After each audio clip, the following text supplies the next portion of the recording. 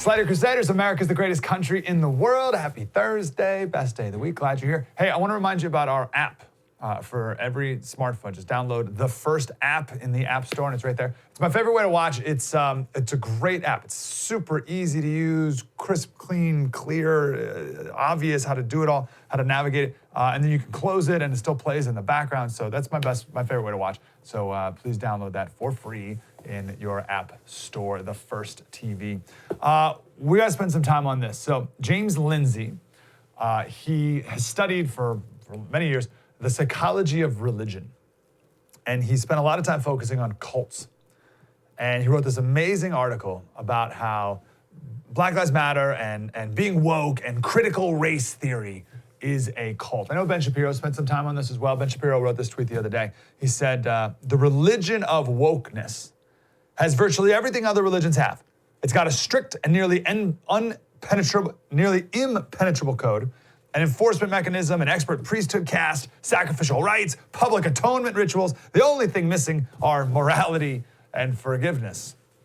So James Lindsay, he runs through like the outlines of cult and how people get into cults, how they get people into them, and then ran it through the whole critical race theory.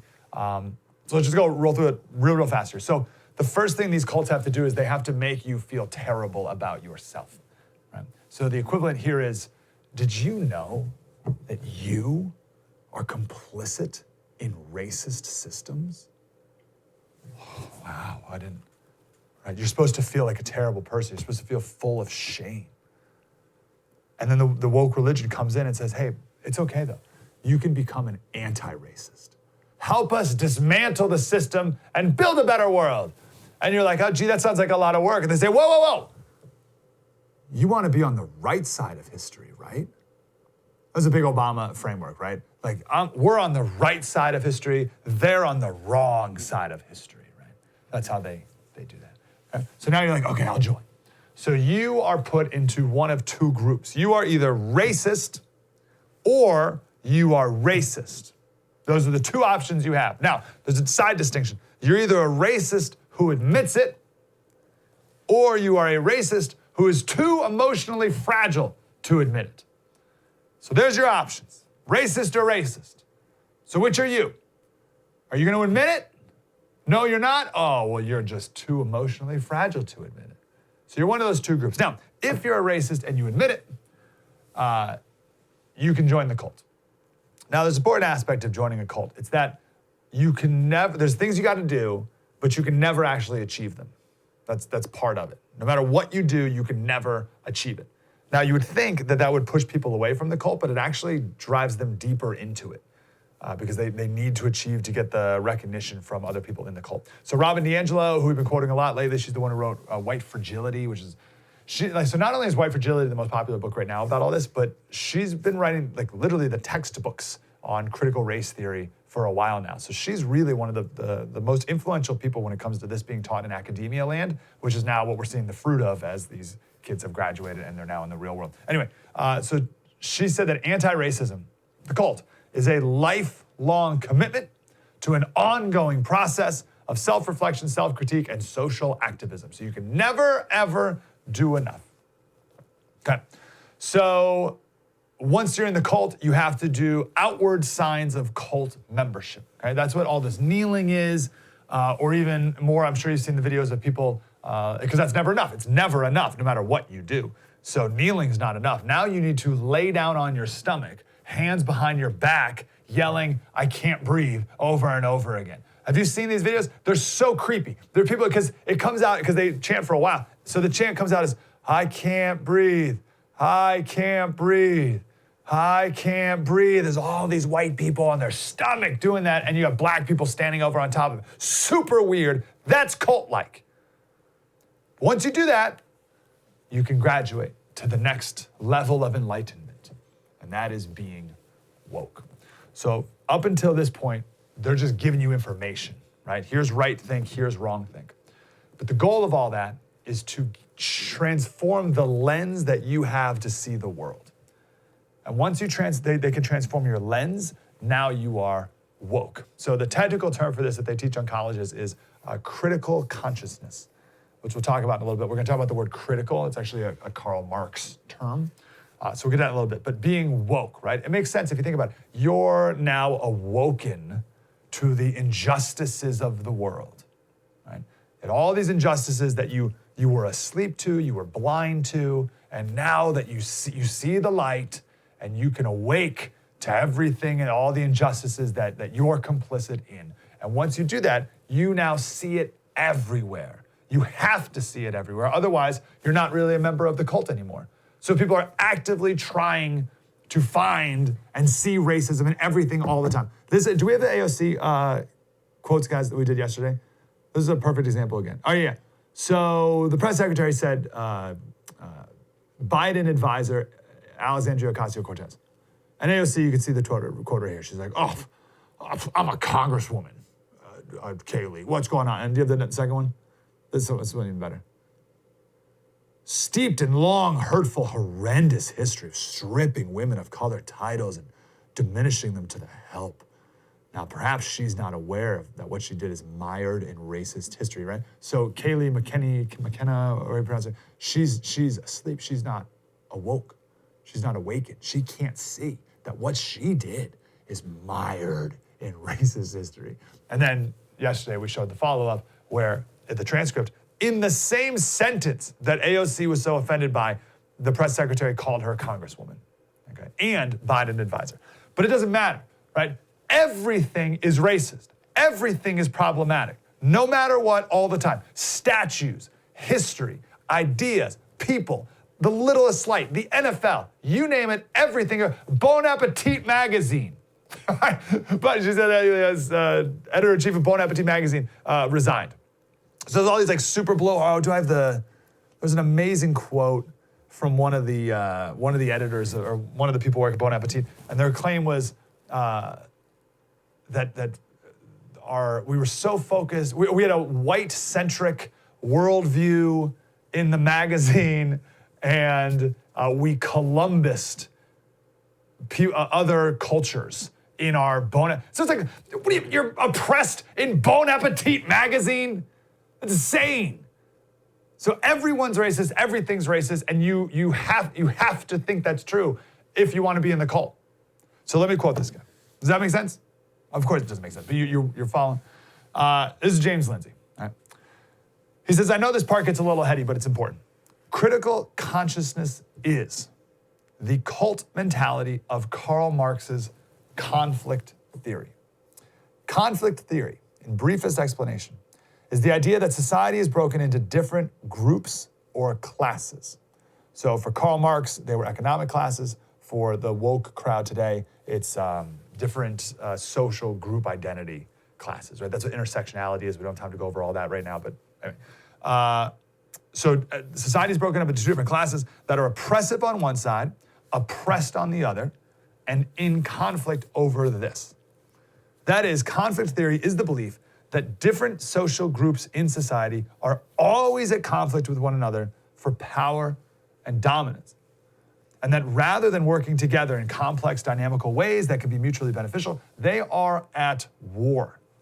A critical consciousness, being woke, means realizing this, and that you are somehow personally complicit in creating the material conditions for that war, and you need to do better by either renouncing your dominance, if you're dominant, if you're white. So like literally, you can either renounce it with words, right? Like I renounce whatever, or you will be forced to literally renounce it, like the head of Reddit, who stepped down so that his position could be taken by a black person, right? Like he is literally renouncing his dominance, or by agitating for a full-on revolution if you are one of the oppressed. Okay, so this is Marx conflict theory. That's what critical consciousness is. Guys, do we have the Terry Crews tweet? I don't have it in front of me. Okay, so Terry Crews tweeted this the other day. He said, defeating white supremacy without white people creates black supremacy. Equality is the truth. Like it or not, we're all in this together. That's a beautiful, uniting message, isn't it? Yeah, he got crushed. You can't have that. You can't have unity in this Karl Marx worldview. There's no unity here. It's a power game. It's war. We must destroy the oppressors. There's no working with the oppressors. That's why all lives matter can't be a thing, right? You can't say that. That's why. Because it's not. It's got to be a fight. It's got to be a war. It's a battle constantly. It's a battle for power at all times. This is why you can never say anything critical, or you can never say anything about black people killing black people. 18 people killed in Chicago on Sunday alone. 18 people on Sunday. But you can't say anything about that because everything in the in-group, everything that is, everything in the group of oppressed is good, and everything the oppressors do is bad. And so, like, no joke, people who are in this cult, they would argue that 18 black people were killed in Chicago by other black people, that's a sign of white oppression. Because it's white oppression that's keeping black people in poverty. It's a legacy of slavery that is keeping black people in poverty still today, which results in them killing each other. So these black on black murders in Chicago, that's proof itself of white supremacy. Do you see how perverted that is? You see the thinking, the twisted thinking. But that's the dynamic. It has to be us versus the world always. We can never have any self-reflection if you abide by this dynamic and view of the world, which you must if you're woke and in the cult, okay? Okay, that's it. I gotta go. We're going long. Critical race theory. So again, this is not my definition of it. I'm not setting up a straw man. If anything, I'm setting up a steel man. I'm making it even stronger than their argument is. But this is from Robin DiAngelo's other book, not other, but she's a couple books, but her like textbook. It's called, Is Everyone Really Equal? An Introduction to Key Concepts in Social Justice Education. So this was being used for your kids' school. So the word critical here is really important in critical race theory. So it comes from Karl Marx. 1843, he wrote this. He says, I am referring to ruthless criticism of all that exists. Ruthless, both in the sense of not being afraid of the result it arrives at, and in the sense of being just as little afraid of conflict with the powers that be. So you have two sides here. You have traditional things, traditional anything, and now you have critical theory, which is antagonistic, to say the least, towards all things traditional. So critical theory is destructive. If what is traditional is oppressive, which it is, we're told, history classes, statues, capitalism, right? If tradition is oppressive, then the only thing you can do is dismantle it and deconstruct it and disrupt it. You hear these words a lot. You can dismantle, deconstruct, disrupt. You can also subvert and occupy Wall Street, for instance. There's no construction with this philosophy and worldview. It's entirely defined around deconstructing. So this is where in colleges, and now K through 12, right, last few years, but specifically colleges, every great work has been eliminated from the curriculum, right? Every curriculum has been rewritten, curriculums that have been around for centuries, right? All the great works are gone because we have to look at everything through the critical lens, critical race theory. So Shakespeare, Plato, Aristotle, these are all white men, all straight white men. So therefore, they're racist and sexist and homophobic by definition. And the universities caved to these kids' demands because the customer is always right to them, right? So not only, so we have all the subjects, all the great works are gone, but also the traditional subjects have been eliminated and or replaced with post-colonial theory, queer theory, intersectional feminism, disability studies, fat studies, right? Right, fat studies. We've eliminated the classics and we've replaced it with fat studies. So once you buy into this, once you're in the cult and you have your critical consciousness, you're woke, everything is seen through this lens. This is why HBO just eliminated Gone with the Wind from their streaming service. I mean, they since brought it back, but this is why they eliminated it, right? It won Best Picture in 1939. The Best Supporting Actress was the first black person to win an Oscar ever. But too racist, gotta go. Must be eliminated, along with every statue of everyone who's ever lived. When you're enmeshed in the cult, you see that your role in the system, you're told, I should say, that your role in the system is either oppressed or oppressor. And there's currency in both, right? So if you're oppressed, then you can be a victim and you can shout from the rooftops all the terrible things that have happened to you and how the legacy of slavery is affecting you today in 2020, blah, blah, blah. If you're the oppressor, there's currency there too. You can put your hands behind your back, lay on the ground in the middle of the street, apologize for your sins to humanity on behalf of your race, and either way, you win points from everyone else in the cult, at least momentarily. As opposed to seeing each other as fellow human beings with way more in common than not. Human beings with souls and goals and pain and disappointment and regrets and desires and potential and kindness and all these other good things and some not so good things, but that we all share as part of our human experience. We can't do that. You're not supposed to. You're either oppressed or you're an oppressor. And it is a toxic, toxic lie. And it is a disease that has already spread further and deeper than COVID could ever imagine. True story. Thanks, Slater. Spread the word.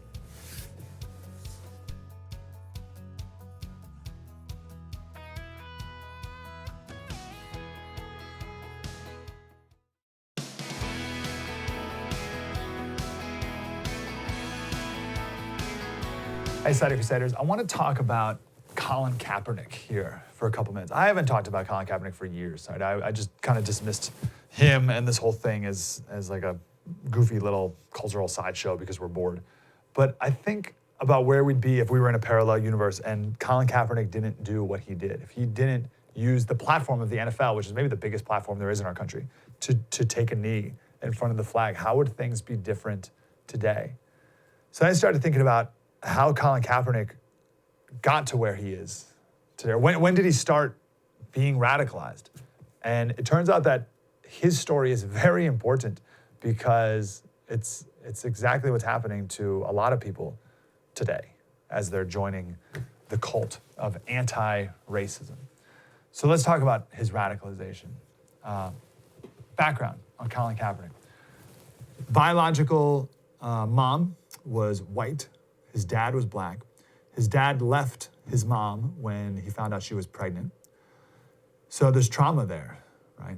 Knowing that your dad abandoned your mom.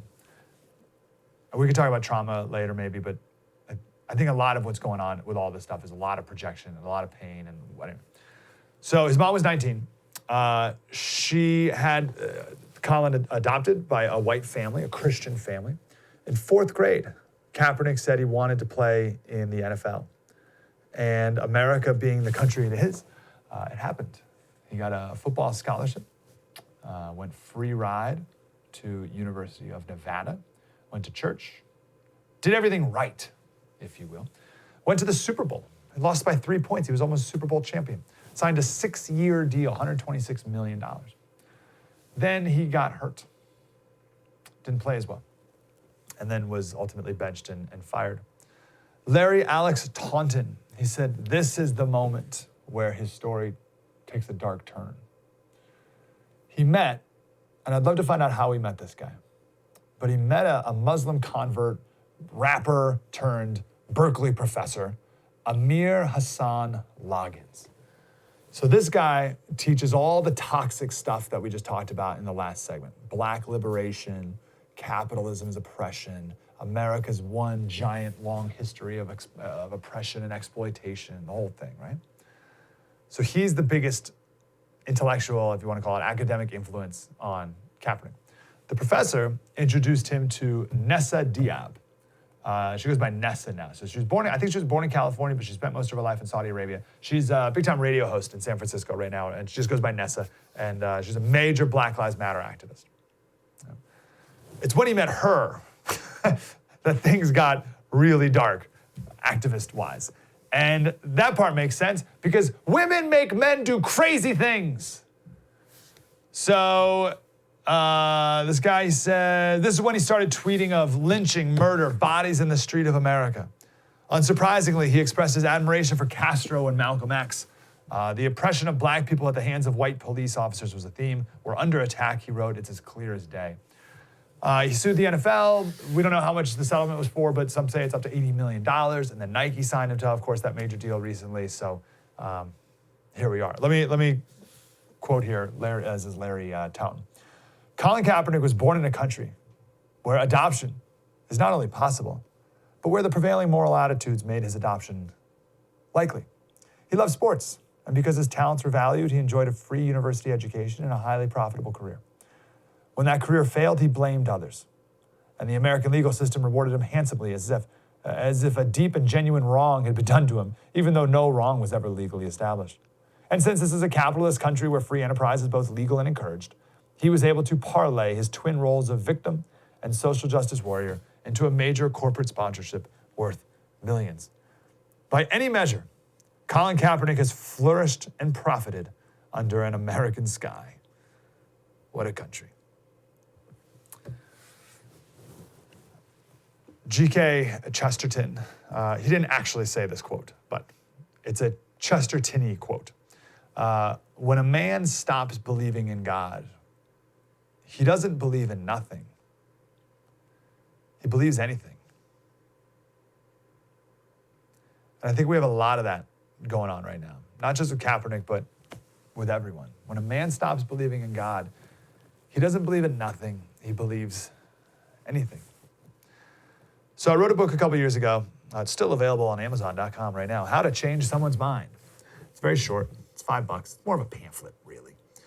But it's obviously relevant. And I think it's very helpful for right here. So it's different than winning an argument. It's very easy to win an argument.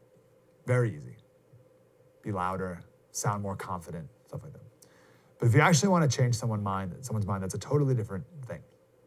And one of the first steps of changing someone's mind, actually there's a bunch of things you need to do before you get to this. But the crux of the book is about finding someone's where. It's not about even finding out what they believe. You got to do that, obviously, right? But it's about finding their where. Where did this come from? Where did you start believing this thing? And a couple things can happen when you help that person realize that. It's not even about you finding out their where, it's about having them realize their where. So if you really dug deep with Colin Kaepernick, you could find the roots of where all this stuff came from. Certainly his dad abandoning his mom and him will affect you as a person. It will certainly affect you. Being adopted is going to give you some identity issues, right? And I'm not saying it has to be bad necessarily, but things that you need to work through and can be worked through properly, but also could not be worked through well and then creates other problems. I'm certain he felt like a failure in the NFL. I'm sure he saw himself as a failure, or at least the fact that he couldn't really finish his career on his terms because of an injury and coaches not treating him right? Because I know I'm as good as I was, coach, right? I'm sure he felt like all that was just unjust, just cosmically unjust. I had everything I wanted. I had this big deal. I hit the mountaintop. I almost won the Super Bowl, and I had it taken from me because some stupid injury, and then he blamed the coaches and blamed the people around him and blamed the system, and it just spirals from there, right? But can you see the trauma there? You're going to be aggrieved when things like that happen. And I think because of all that, and James Lindsay in that article we were sort of citing in the last segment, talks about how cults find their marks, right? And they look for people who have these issues, right? Who don't know really who they are or what they want or where they're going. And I believe Colin Kaepernick got caught up in a cult. And he gave these two wild activists a way to get their insidious message out way further than they ever could have on their own, right? I know Nessa had a radio show, but your influence is still pretty limited there. And then the other guy was a Berkeley professor, right? So you have your platform, but nothing like the NFL, right? They couldn't have gotten, there's probably no way anyone could get a message out more than brainwashing an NFL superstar who has the NFL, that's probably the biggest platform in the entire country, if not world maybe, to get a message out. And that's how it happened. What a sad story for our country. Now, his mentor and girlfriend, their message has no foundational truths to it. It's entirely based on hate and anger and bitterness. MLK based everything he said on the Bible. And then less so, but importantly so, on the Declaration of Independence. But that was it. Those were his two foundational truths, the Bible and the Declaration of Independence. His Judeo-Christian principles. Gandhi, we talked about last week, two of Gandhi's three biggest influencers in his life, John Ruskin and Leo Tolstoy. Two of his three biggest influencers in his life were Christians. So even Gandhi based his activism on the Bible. And Black Lives Matter and all this stuff is the opposite. Obviously, the opposite. They never quote truth. So to go back to this one particular guy I've been quoting, Larry Taunton, he said, at its core, Kaepernick's movement is fundamentally and chiefly anti-American, hence obviously, praising Guevara and Castro, over MLK and Abraham Lincoln, people like that. It's an infatuation with socialism over capitalism and an open embrace of Islam over, and a rejection of Judeo-Christian values. Because again, when a man stops believing in God, he doesn't believe in nothing. He believes anything. I'll end with an actual G.K. Chesterton quote. These are the days when the Christian is expected to praise every creed except his own. We all have to be Kaepernicks now. True story. Mike Slater, spread the word.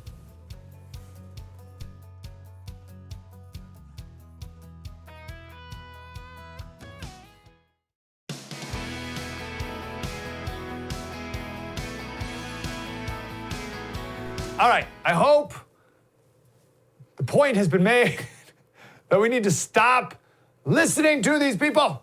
Stop giving these people an oversized influence in our culture. Way too many people are getting tricked. Way too many people getting brainwashed because shame is a very powerful force. I read a great line. This is from Thomas Chatterton Williams. He said, this is what it looks, he's a writer at the New York Times Magazine and Harper's. He said, this is what it looks like when a people and a culture becomes exhausted with itself. It wishes to cease thinking through complicated questions for itself and yearns instead to be told what to think.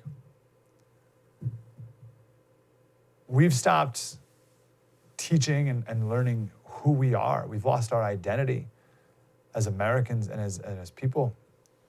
And when you hear,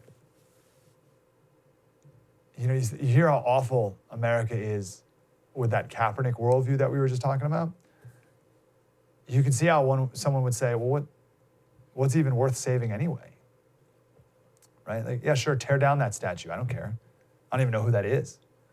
What a perfect metaphor, right? Tear down that statue. I don't know who that is. And yeah, sure, tear down everything in this country too, because I don't really understand that either. So he linked to a Washington Post article about, it's about white people not knowing what to do now that they're in the cult, quite frankly. The headline is, after killing, do you guys have it here? Yeah, after killing a George Floyd, white liberals embrace ideas that once seemed radical. Yeah. So in particular, it's a story of that white woman right there who joined the protesters, and she joined a protest at the governor's mansion in Minnesota. There were 2,000 mostly white protesters, and black speakers were up there urging the whiteys to set aside their white privilege and push for economic change or systematic change, right? So she's all like in it, right? So the next day she goes to the Minneapolis school headquarters, and there's 300 people there to try and force the schools to sever ties with the police department. And one of her neighbors, this is all in the article, one of the neighbors asks her, who's gonna keep our kids safe? And she says, I don't know, but I know the current system isn't working. Okay, so it goes back to the very first segment of the show, talking about how it's all deconstructive. They're not constructing anything. They're not replacing or building anything good, true, beautiful, anything. It's just, we gotta tear down what is. So she's at this rally, and she was holding a sign that said, white silence equals white consent, which is better than white silence equals violence, but still not true. So Ilhan Omar is there. Isn't that wonderful? Ilhan Omar is there, one of the squad members, and she grabbed the microphone, and I love this section of this article. A light rain began to fall on Omar as she decried the use of taxpayer dollars to police and brutalize our young children in our schools. That's a quote. Ilhan Omar. We don't need to police and brutalize our young children in our schools. To every single person, this is a quote from hers, to every single person who has remained silent and been complicit, this is the time we step up and show the world what we're made of, the Congresswoman shouted. Yes, Webb replied. About a dozen black high school students shifted uneasily and waited for their time to talk. When it was their turn, they spoke about Charles Adams Jr., the African-American police officer who kept their school safe and coached their high school football team. Now they worried that he was going to be forced from their school. One of the students, to me, I have my dad first, and second to that is Officer Adams. Another student said, Officer Adams is like the father I didn't have. He makes me feel like myself. Wait a second. Hold on. I was just told he brutalized you.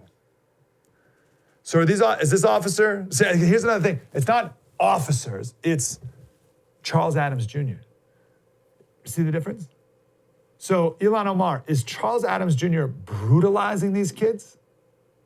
Or is he like a second father to them? Now here's the craziest part. Who are we going to listen to? Who do we listen to? The school board unanimously voted to get rid of the police officers. And what a perfect example of this toxic combination of race hustling politicians, Ilhan Omar, and white people riddled with white guilt, completely steamrolling the very people they say they're trying to help. In this case, the black students who are like, oh, we love Officer Adams. He's amazing. He makes me feel like myself. And these kids just got steamrolled by the mob. Isn't that amazing? The congresswoman and the white gal got rid of the Officer Adams. And the black students in the school are like, don't get rid of the police. And then the mostly white school board caves. Black students didn't have a say. They didn't matter. They didn't matter. There's a video going around now of a black woman in New York City, and she's screaming at the rioters out front. She's like, "Are you idiots? This is affordable public housing. These people serve you. These people bag your groceries. These people go uptown to serve at the hospitals. These people deserve better." I guess the rioters, they broke like a bus station that had like plugs, like charging ports. And she said, "I know 3 homeless people who rely on that charging station. And you destroyed it for what? Why'd you do it? We destroyed it for what? So you can go back home to your comfortable homes and think that you did some blanking work today?" She's like, "Look at these immigrant businesses right here. Look at these immigrant, there are people trying to do the right thing the right way, and you're creating an unsafe environment here. You're spray painting, you're breaking windows. What are you doing? Get out of here." We need more people like that to step up and speak the truth about what's really going on right now. Like the defund the police movement, like, give me a break. I want to hear, though, from more moms in unsafe neighborhoods who love the police, right? Like these parents, they desperately want to get out of these dangerous neighborhoods, but they can't, and they rely on the police so that their kids can walk to school and not get shot. They got to walk past multiple gang corners selling drugs and trying to pick them up to get them in the gang, and these parents rely on the police so that their kids don't get killed. And then you, white person, you're going to come in and say we need to abolish the police. Why? So that you can say you did something?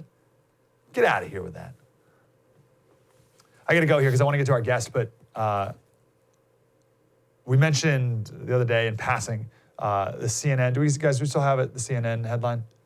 So this was on Drudge Report at first, and it was something like, "This city abolished their police." And I was like, oh, that's interesting. I wonder, like it's gonna be like some story from like 1850 in Oklahoma, like some town got rid of their police department. I wonder what happened, right? So I clicked it, and it linked to CNN. And it was a CNN article about, what was the word they used? Disbanded. Yeah, they disbanded its police department. What? Well, like, holy cow, what city disbanded their police department? Like, wouldn't we know that? So you read the article, and it's Camden, New Jersey. And you're like, hold on. Camden, New Jersey? There's no way Camden, New Jersey disbanded their police department. What are you talking about?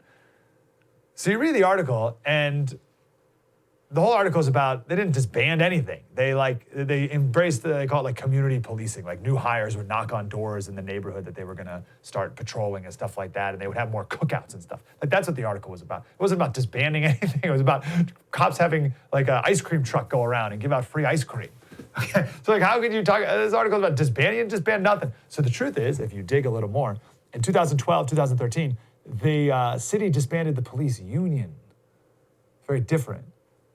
2012, the price of a police officer was $182,000 a year plus benefits, $182,000 or including benefits, $182,000 a year. So the city can only afford 175 police officers. Sometimes there are only 12 people patrolling at night. So they deunionized. So they fired the union cops, rehired officers at $99,000 a year. So the police force actually increased from 150 people to 400 people. So more than doubled. And 400 cops is triple the national average for cities of that size. So we're told that here's Camden, the shining example of abolishing the police department. They didn't abolish the police department. They hired more police officers. Isn't that amazing? Right? It's perhaps the opposite is true. That's why that's the theme of the show. Right? You're told, oh, look, the city abolished the police department. No, they didn't. They did the opposite of abolishing the police. They add more police officers. Unbelievable. It's all deception. It's all deception all the time, nonstop. Question everything. Never stop looking for the truth. And don't let these people get in your kids' heads. True story. Mike Slater, spread the word.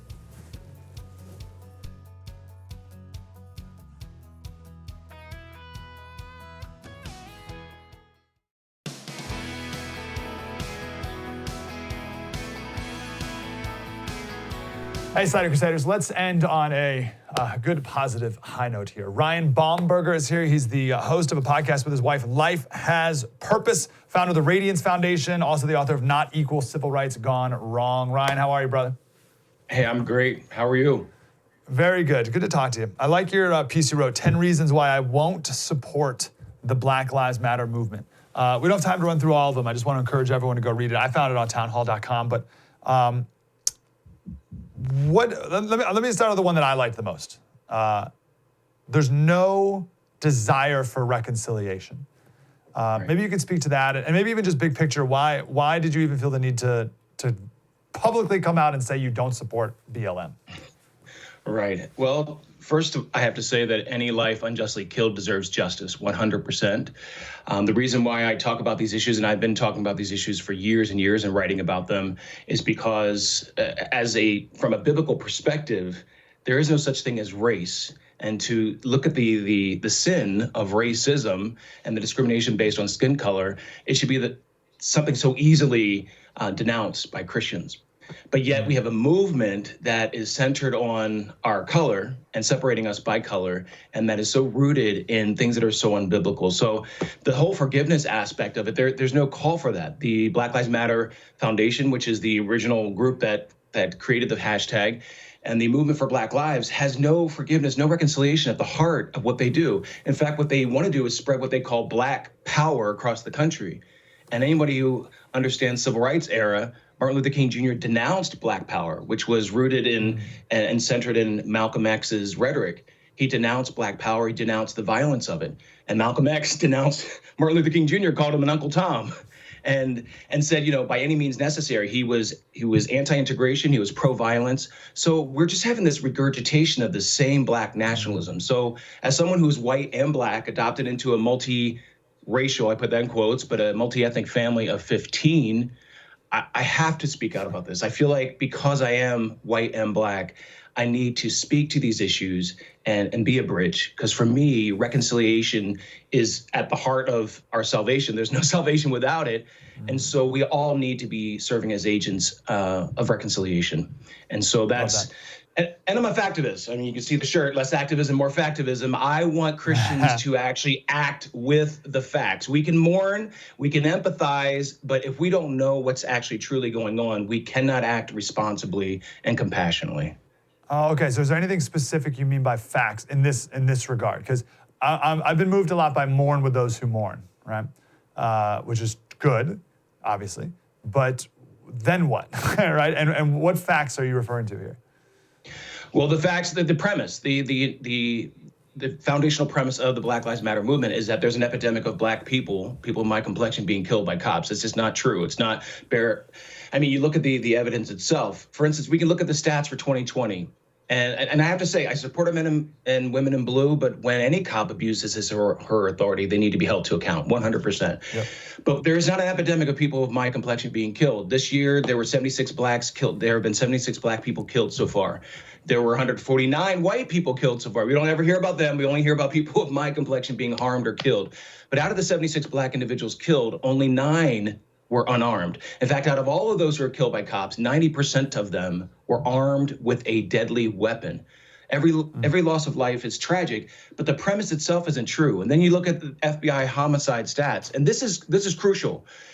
People of my complexion are more likely to be killed than people of my complexion. I'm 11 times more likely to be killed by another black person than I am by a white person. So that's the entire premise of shouldn't say the entire premise, but that's the driving premise of the Black Lives Matter movement. And it's just not true. I am not in danger of being killed by another white person. I'm far more likely to be killed by someone, sadly, of my own complexion. So why do you think people, I don't want to say fall for it, that sounds like a lot, but why is this premise so popular and well accepted, easily accepted?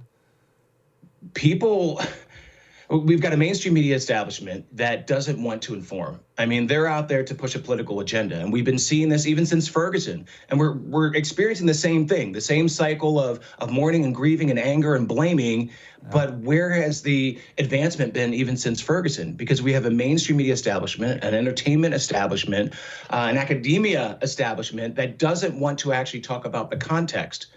I mean, I speak in college campuses all the time, and there's so many students who talk about, America's more racist than it ever has been before, in a mixed auditorium with white, black, Asian, Latino. And I'm saying, wait a minute, how is this more racist? It was codified in the 60s. I had to ride in the back of the bus. I couldn't vote. The KKK was burning crosses in people's yards and firebombing. This is not 1962. It's 2020. Are there still issues? Yes, because humankind exists. So there's sin, there is brokenness.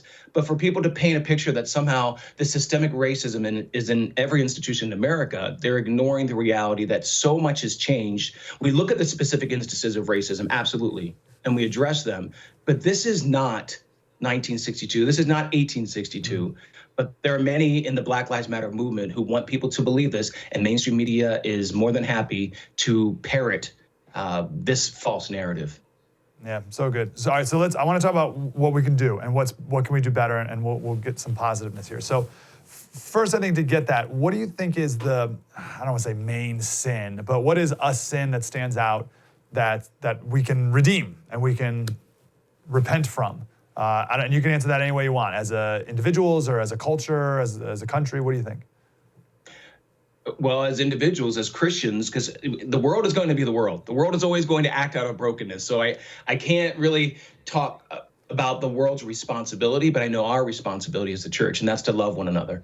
And I think that has been there is no sin that's greater than another sin, but that is a focus that we haven't had. And when you love someone, you're not going to want them to be harmed. You're not going to want them to be a slave to addiction. You're not going to want them to be pregnant and alone. You're not going to want them to be confused by the gender ideology that's out there. When you love someone, it changes everything. So that, for me, is first and foremost. Churches need to be vocal about issues of sin. I hear too many pastors I don't talk about social issues from the pulpit. That means you don't address sin from the pulpit, because social issues are just the tangible reality and the consequence of sin. So loving each other, forming relationships with people who don't look like you or who have a different socioeconomic background. I'm working with some pastors right now who are creating a biblical statement on race, because race is not even a biblical concept. It was something that came up in the mid 1700s. So there are a number of things that we can do, but if we don't reach out and love, we're gonna repeat these cycles over and over again. Yeah, and there's so much hate and rage and anger and bitterness out there. I don't see a lot of love. I don't hear, certainly from Black Lives Matter, but I don't hear much scripture being quoted in this movement compared to the Reverend Martin Luther King Jr. I don't hear any biblical truths being preached out there. Do you? Oh, not at all. I mean, the civil rights movement led by Martin Luther King Jr. was a gospel-centered movement.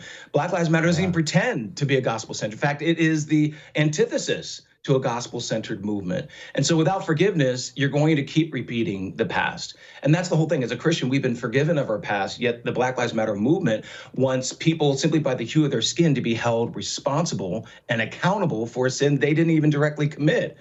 And not even move into forgiveness. So how can you live in harmony if you are constantly living in the discord of the past? And wow, so good. Let me ask you, this is from your 2 podcasts ago. And you talk about, so the last line in your description is, anyone who's called to be an ambassador to Christ, who are we representing? I was reading a little bit of Morgan Snyder's new book about like kinghood or manhood, and he talked about drawing lines. And the premise of this sentence was, if you're drawing lines, Jesus is probably on the other side, right? Like you're like, that's probably not a wise thing to do. But then there's also moments, I don't know, I haven't fully grasped this, but how do we make sure that we are on Jesus' side and not our team's or our tribe's side? Well, that's part of the problem, because our tribe is supposed to be everyone who's part of the family of God. You know, and in Christ, we are one. There's neither Jew nor Gentile, slave nor free. I mean, the list, male nor female. Love is what brings that perfect bond of unity. And so when we're talking about, you know, these delineations, part of the issue is that we are still using that destructive construct of race to draw these lines, to say, well, if you're black, you're this. If you're white, you're this. We have to have better conversations. We have to have a kingdom conversation that talks about all have fallen, all have sinned, and all have fallen short of the glory of God. How can we talk about reconciling? How can we talk about loving one another? How can we talk about serving one another better? Yeah. So, yeah, I'm not a fan of drawing those lines, because those lines are they're very prejudicial. You can't fight prejudice with more prejudice. Yep. Man, so good. Ryan, I hope we can talk a lot, man. Your message is spot on, and I'm super grateful. Life Has Purpose is the podcast with Bethany. Intro sung by your daughter, which is fun. And then the book is Not Equal, Civil Rights Gone Wrong. Lifehaspurpose.com. Ryan, appreciate you, man. Thank you. Thanks so much, Mike. Keep it up. Keep up the good work. Good stuff. True story. Mike Slater. We got our special tomorrow. Spread the word.